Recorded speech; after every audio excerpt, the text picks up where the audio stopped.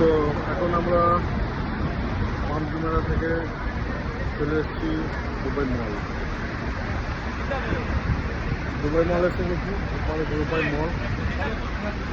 আর Dubai মল থেকে এখন এবার দুবাই মলে ঘুরবো, সন্ধ্যাবেলায় বুর্জ খলিফা ফাউন্টেন শো দেখবো, দেন তারপরে আমাদের গাড়ি আসবে ঠিক করবো।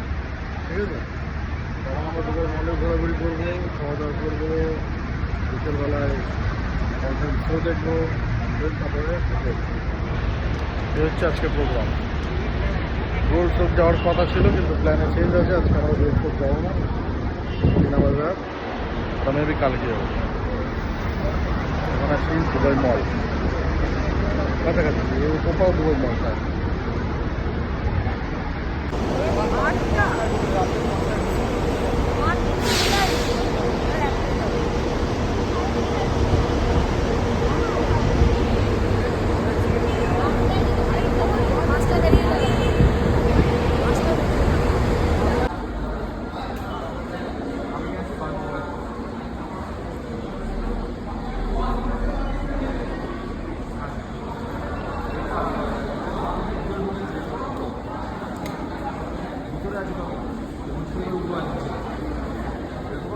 হচ্ছে দুবাই মল যাওয়ার এন্ট্রেন্স। ঠিক আছে, অ্যান্ড আমরা দুবাই মল এন্ট্রি করছি।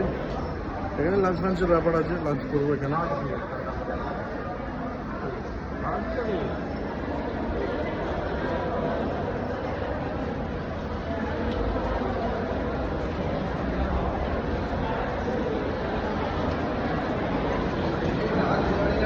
এটা হচ্ছে পার্কিং। এখান থেকে এন্ট্রেন্স আছে,